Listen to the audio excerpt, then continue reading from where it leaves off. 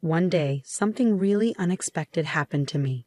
It all began when I took my husband to the doctor for a regular checkup. We thought it would be just a normal visit, but it turned out to be a big shock. The doctor, Dr. Lawrence, looked very serious and told us some scary news about my husband's health. His serious face made it clear this was serious. I felt really scared and couldn't believe what I was hearing. The person I loved and took care of was now causing me worry and fear. Dr. Lawrence told me I should think about my own safety and maybe stay away from my husband for a while. His words made me feel really overwhelmed and afraid. My name is Betty Friedan, and I'm 50 years old. I spent the last 10 years working at a big company that makes medicine. That place feels like a second home to me, giving me comfort and making me feel like I belong there. Even though I'm older, I've kept working full-time and earned respect from my coworkers. Not many people my age still work full-time, but I've always been okay with it. Part of the reason I'm so dedicated to my job is because I didn't get married until 4 years ago. My boss, Gerald, and I are close because we're both single. Once he jokingly asked me if I was ever going to get married, but I knew he was just teasing. Around that time, I was seeing Richard secretly. He's older than me, was married before, and like me, doesn't want kids. We met through a service that helps people find companionship later in life. We decided to keep our marriage quiet, not telling anyone about our plans, even though our boss made jokes about us getting married. Eventually, Richard and I got married quietly, without any big ceremony, just signing papers at City Hall. It was simpler than I expected, but I was excited about our future together. But when Dr. Lawrence gave me scary advice, I had to rethink everything.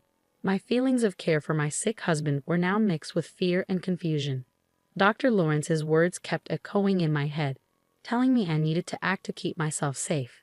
As I stood there trying to understand what was happening, I realized I had to make a decision quickly. Suddenly, the life I knew and the plans I had were uncertain. I'm LA, and my husband Richard works at a factory. Honestly, I make more money than he does. Richard started working at the factory right after high school. I grew up in an orphanage and always wanted to be independent. That's why I didn't want to quit my job at the pharmaceutical company even after we got married. I love my job too much. When Richard and I got married, I told my boss Gerald right away. He congratulated me, but I could tell he felt a little sad. Maybe he was lonely because I, his friend who was also single, got married first. I tried joking with him about it, but he didn't seem to want to talk about it, so I dropped it. Even though Gerald's reaction was a bit strange, I was really happy to start this new part of my life with Richard. I imagined all the great things we'd do together, but real life wasn't as exciting as my dreams. Being newlyweds was pretty normal. Not much changed for me. I kept working, and the biggest difference was moving to a quieter area and driving to work instead of taking the bus. Richard and I shared my old car because he didn't have one. About a year after we got married, things started to go wrong. Richard began acting differently. He didn't seem himself. He barely touched his breakfast, seemed lost in his thoughts, and even mixed up simple things like condiments. His clothes didn't match, and he became quieter both at work and at home. While I've always admired Richard's quiet strength, his silence started to weigh heavily on me, making me feel like I was all alone. This feeling of loneliness grew as I noticed these small but important changes in him. It hit me that Richard might be going through a mental health problem. Seeing someone you love struggle without knowing how to help them is really tough. So I decided to take Richard to a special clinic that helps with both mental and physical health. There, he was diagnosed with depression. I knew a bit about depression, but hearing the official diagnosis made everything seem a bit darker. The doctor explained that the best way to deal with depression is to figure out what's causing it and tackle that directly. But finding out what exactly was making Richard depressed was hard. He'd been working at the same factory for years without any problems, and nothing big had changed at his job. I even worried that maybe our marriage was somehow making him feel this way. As we talked with the doctor, I reassured him that Richard and I were living a happy life together, and we couldn't pinpoint any specific problems at home that might have caused Richard's depression. The doctor told us to come back if anything changed, or if we figured out what might be causing his depression. But even after visiting the clinic multiple times, we couldn't find out why Richard was feeling so down, and as time went on, his depression only got worse. On his worst days, he could hardly get out of bed, often had headaches, and sometimes had to call in sick to work. He lost his appetite and a noticeable amount of weight. Eventually, he had to quit his job because he couldn't keep up anymore. Richard felt really guilty for relying on me financially, but I assured him that I was okay with working. My main concern was his health. It was really hard to see him suffering so much, and I was always worried about him. Once, when I was at work, Richard went out and got lost on his way back home. That made me worry even more because I wondered if he was not just dealing with depression, but maybe even dementia. That thought added to my stress. When my coworkers asked how things were going, I had to admit that Richard wasn't getting better. It's really tough to watch someone you love struggle so much without being able to help them. One day, Gerald, my boss, noticed that I looked really tired and gave me an energy drink. It made me feel a little better, and I was touched by his kindness. He reminded me that we're all in this together, and his words almost made me cry. With everything going on with Richard, I hadn't realized how much stress I was under. It became clear that I needed to take care of myself too, or else I might fall apart. So I threw myself into my work, trying to keep things as normal as possible in our lives. A year had gone by, but things hadn't gotten any better for Richard. If anything, they'd gotten worse.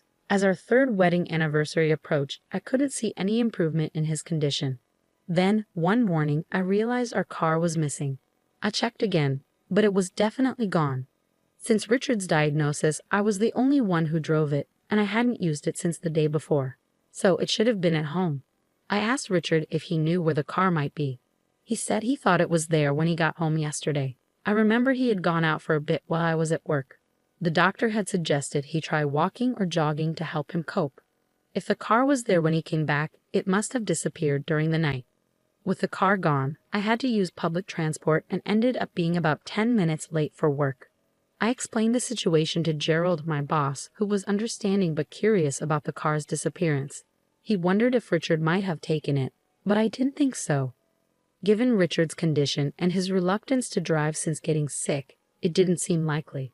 Despite Richard's memory lapses and mood swings, I couldn't imagine him being responsible for the missing car. The car mystery just added another layer of complication to our already tough situation. Right after realizing the car was gone, I reported it to the police, hoping it would turn up soon. But deep down, I worried it might be gone for good. And if that wasn't enough, something else strange happened. On payday, I went to the bank to withdraw some money and found that my personal account was empty. I was shocked. We had a joint account, which I checked next, only to find it was also empty. This left me completely puzzled. Richard and I shared the joint account, but he didn't have access to my personal account, and he didn't know its PIN. Yet somehow, all our savings had disappeared. It hit me hard, and when I got home, I confronted Richard about it. I asked Richard if he knew anything about the money missing from our joint account. He seemed genuinely puzzled and said he didn't know anything about it. Because of his depression, I was hesitant to push him further, worried it might make things worse for him. Richard was staring at the ceiling, looking distant, like he often did when he was lost in his thoughts because of his condition. It made me wonder if he could have taken the money, but I wasn't sure. Planning to talk to the police about it, I felt overwhelmed by losing both our car and our savings. The financial strain was tough, especially since I didn't have family to lean on for support. Growing up in an orphanage meant I didn't have parents to help me out in tough times. With Richard's condition not improving, it was suggested that we move him to a bigger hospital with more resources than the small clinic we'd been going to. The clinic had done what they could, but they thought a general hospital could give him better care. They even gave us a referral letter, so we decided to go to the general hospital for the first time. Taking a taxi there was a bit nerve-wracking for me, and Richard stayed quiet throughout the journey, lost in his own thoughts. As we arrived at the hospital, I took a deep breath, preparing for whatever might come next. I walked into the hospital and handed over the referral letter at the reception, expecting to wait a while since it was a busy place. The lobby was full of patients, each waiting for their turn. After about an hour, Richard was finally called in for his consultation. While he went inside, I took out a book to pass the time. But before Richard had even settled into the doctor's office, a nurse came up to me. "Excuse me, are you Mrs. Simmons?" she asked. I said yes, and she told me the doctor wanted to see me. Since I was used to discussing Richard's condition, I figured it was something similar this time. I followed her to another room, feeling a bit anxious. There, I met a doctor who looked a bit older than me, with gray hair and a kind manner.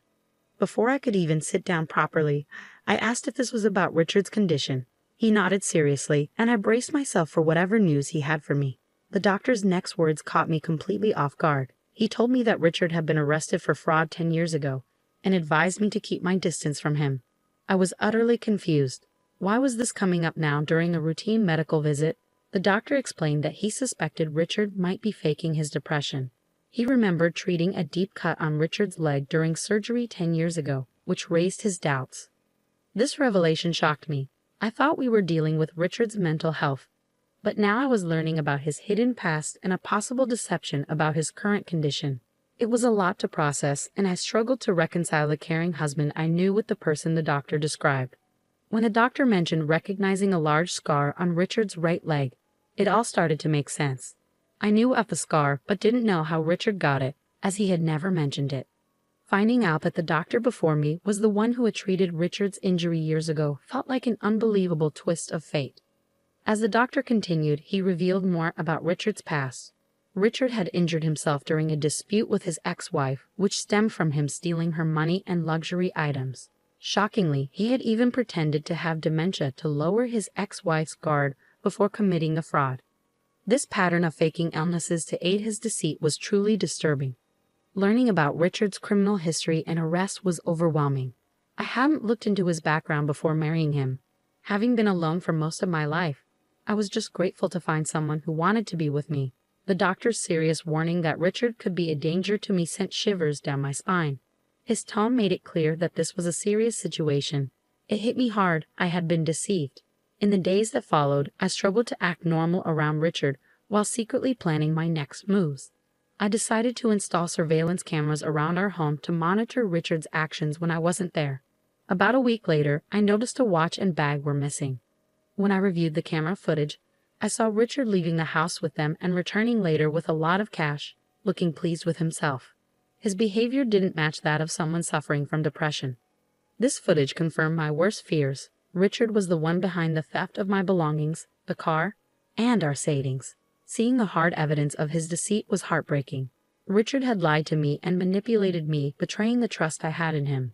It was clear that I needed to take serious action against someone who had pretended to be vulnerable and in need of care, only to take advantage of my kindness and generosity. The realization that Richard had betrayed my trust was unbearable. I had dedicated my life to working and caring for what I thought was a sick partner. The idea of getting a divorce seemed too small compared to the immense deception I had experienced. It was clear we needed to go our separate ways, but I wanted more than just a legal separation. I wanted Richard to truly grasp the seriousness of his actions and to make amends for the harm he had caused. With a heavy heart and tears threatening to spill, I gathered the divorce papers and filled them out meticulously, including all the necessary details. The following day, pretending everything was normal, I told Richard I needed to step out for a moment. I had already arranged to take a day off from work, explaining the urgency of my situation to my employer, who had agreed to my sudden absence. At the police station, I presented my case to the officers, showing them the footage I had captured of Richard's deceit. At first, they were hesitant to take action based solely on the video. However, after checking with the pawn shop where Richard had sold the stolen items and finding my car being sold as used, the evidence against him started to pile up. They also confirmed that he had accessed my bank accounts illegally, and suspicions arose about his supposed depression. As the truth came out, I felt a mix of relief and sadness. Given Richard's criminal history, the police decided to act quickly and prepared to arrest him. When we returned home with the officers in the early afternoon, Richard looked surprised to see me and even more shocked by the police presence. Despite the divorce papers I held, his focus was on the officers as they informed him of his arrest for fraud. Richard protested, trying to use his depression as a defense, but I wasn't fooled. The doctor from the general hospital had already cast doubt on Richard's claims about his mental health. In that moment, facing the consequences of his actions and the end of our marriage, Richard's mask started to slip. Deciding to take legal action was tough, but it was necessary to protect myself and seek justice for the betrayal I had experienced. During my recent visit to the hospital, a doctor recognized Richard from his past deceitful behavior. He revealed that Richard had once pretended to have dementia to deceive his ex-wife, which made me question his current claims of depression even more. Despite the serious accusations against him, Richard remained unfazed in front of the police, casually denying everything. It was almost as if his history of deceit had prepared him for this moment. He showed no signs of guilt or remorse, instead challenging us to provide proof of his fraudulent actions. His boldness was shocking, especially with the police ready to arrest him based on solid evidence. It was clear that he was accustomed to manipulating situations and underestimating their seriousness. For 4 years he had deceived me, taking advantage of my trust to steal from me and exploit my kindness. Yet in a twisted attempt to shift blame, Richard suggested that it was my fault for being too trusting, which felt like another insult. His audacity was astounding. I had supported him, hoping for his recovery, only to be betrayed and treated with disdain. In that moment, I lost my patience. I declared my intention to seek legal advice and pursue alimony, urging Richard to face the consequences of his actions. My outburst at the police station surprised everyone, including the officers, but it finally seemed to shake Richard's composure. As the police handcuffed him, his defiance crumbled. He looked defeated, his arrogance replaced with frustration as he was led away. Watching the scene unfold, I felt detached, as if I were watching someone else's life unravel. Ever since the doctor's warning, nothing had seemed real anymore. Yet, here I was, confronted with the harsh reality of my situation, determined to move forward from the chaos Richard had caused. Watching Richard being taken away by the police felt surreal, almost like a scene from a dream. This moment marked a turning point, allowing me to imagine a return to the life I had before the chaos of marriage consumed it. As a sense of relief washed over me, knowing I wouldn't spend my future under Richard's manipulative control, I also felt a wave of loneliness. Waiting more than 47 years to marry, the idea of being alone once again overshadowed my newfound freedom. 2 months later, our divorce was finalized. Richard's arrest had caused a slight delay in the process, but by the time everything was official, my emotions had settled. I was able to reflect on our shared history with a clear mind. Richard's future was uncertain, facing imprisonment for his second offense. I could only hope that this experience would lead him to sincerely reconsider his choices. In the aftermath of our dissolved marriage, which had become nothing more than a disillusioning memory, I found myself contemplating my next steps over a simple lunch at work. It was then that my boss, Gerald, approached me with his store-bought hot dog lunch and made a seemingly casual yet loaded comment. "I think you'd be just fine if you were with me," he said almost offhandedly. His words caught me off guard, and it took a moment for their full weight to sink in, leaving me momentarily flustered. "Yes, I'm serious," he added, noticing my hesitation. His tone was smooth yet sincere. I was speechless, momentarily forgetting about my lunch as I processed his proposition. Gerald then went back to work, leaving me to contemplate his unexpected offer. In the days that followed, the idea of a romantic relationship with Gerald had never crossed my mind. Yet, I couldn't ignore the care and stability he had always shown me. His steady presence and responsible nature suddenly made me see him in a new light. Despite my initial reaction, as I continued to eat and ponder, the seeds of possibility that Gerald had planted began to take root in my mind, suggesting a future I hadn't dared to imagine until now. The idea of inviting Gerald out for a meal after work sparked a warmth within me. It kindled a sense of hope for the future. Perhaps this was the perfect moment to embark on a new journey, to explore the possibility of happiness and companionship once again. The thought of stepping out of my comfort zone and into a new beginning with someone who had shown me kindness and support felt both thrilling and comforting. Tonight, I decided, could be the start of something new and beautiful.